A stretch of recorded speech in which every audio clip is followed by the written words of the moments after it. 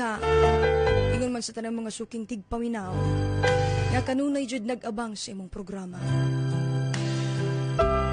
Ako di ay si Elena, 28 anyos, nagpuyo sa Digos City. Karong gabi una, Inday, gusto na ako i-share ang akong sugilanon.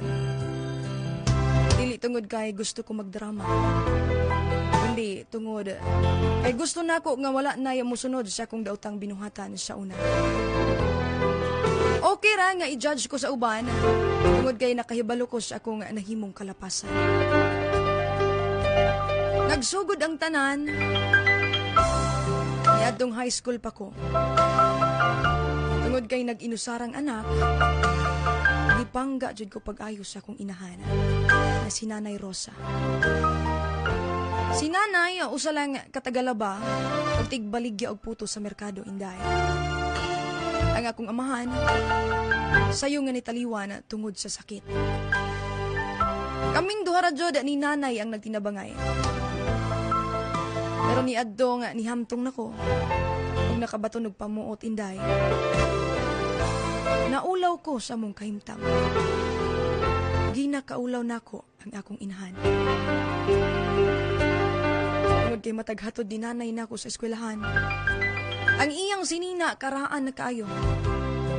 Ang iyang tsinelas nipis na kaayo. O ang iyang mga kamot permi nga basa o kunot tungod sa pagpanlaba. Ginakumpara ko siya sa ginikanan sa akong mga classmate nga adunahan, Inday Mingkay. Gusto ko mo fit in sa mga dato nga barkada og makasabay sa akong unsay naa sa ilaha. Hangtod nga niabot ang higayon nga nakapasar ko sa college sa Davao. Nihangyo ako sa akong inahan.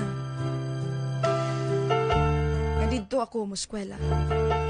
Bisan lisod, niingon si Nanay, sige nak, suportahan ti ka. Sulod sa 4 ka tuig, panagsara ko mo uli sa Digos, Inday Mingkay. Kung uli man gani ko, mangayo ra kog kwarta sa akong inahan.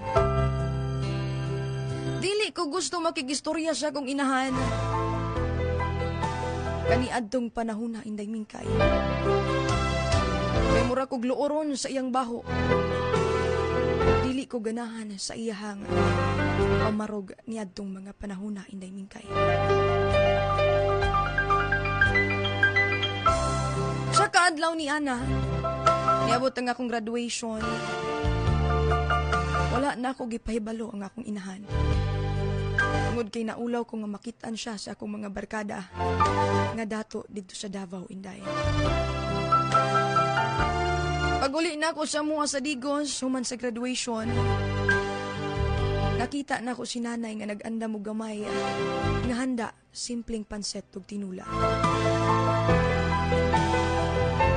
Hinduol ka na ako ang akong inahan, ninggakos, kung makita nimo ang kasubo sa iyang mga mata. Apan giingnan ko lang siya, nga salamat og tama na, kay gusto na ko mo pahuway, kay gikapoy ko sa akong adlaw. Inday Mingkay, sa laktod nga pagkaistorya. Wala na ako makita ang tanan nga pag-antos sa akong inahan para sa ako. Paglabay sa 2 ka bulan, nakatrabaho na ko sa usa ka dako nga opisina sa Iligan. Wala na ko'y komunikasyon sa akong inahan, Inday. Hangtod nga nakadawat talang kog tawag gikan sa mong silingan. Si Nanay nakuyapan sa merkado samtang namligya og puto. Idala siya sa ospital. Apan dead on arrival siya, Inday Mingkay. Pag uli na ko sa Digos, wala na si Nanay. Ang iyang lawas na lang nga bugnaw ang akong naabtan. Pag-abli na ko sa iyang aparador, nakita na akong usa ka supot nga adunay sulod nga 3,000 ka pesos. Usa ka sulat nga makita jud nimo ang pagpaningkamot para lang maporma ang mga letra.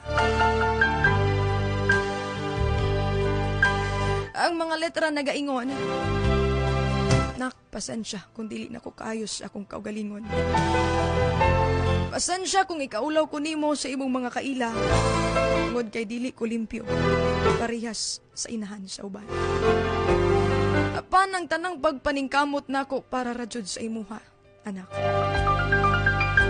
Ining kwartaha hinay-hinay nako ning gitiguman para unta sa imong graduation. Palit og nindot nga sapatos para sa imong trabahoan. Palangga kayo ti ka anak, hinaot nga dili nimo kalimtan. Inday mingkay, dito nahugno ang akong kalibutan. Ang kamot nga akong giluuran ay kaniadto. O di ang nag-agak ka nako padulong sa akong kaugmaon. Dito nako nakaamgo kung unsa ko kasalbahis nga pagkaanak, inday mingkay. Bisan unsa nako paghilak, sag unsaon nako paghilak, inday mingkay. Dili og dili na nako makuptan pag-usab ang kamot sa akong inahan. 5 na katuig ang milabay, inday mingkay, sukad nawala ang akong inahan. Apan walay adlaw nga wala na ako gibasulan ng tanan. Kung sa tanang mga anak nga naminaw karon. Always appreciate your parents, your mother, your father. Akinsa luha og singot ang gipatulo para lang kita masuportahan sa atong mga gusto sa kinabuhi. Ayaw ikaulaw gugon saray kaya sa imong ginikanan. Ayaw i-compare ang imong kaugalingon sa uban. Makontento ka lang kung unsalay naa sa imuha karon.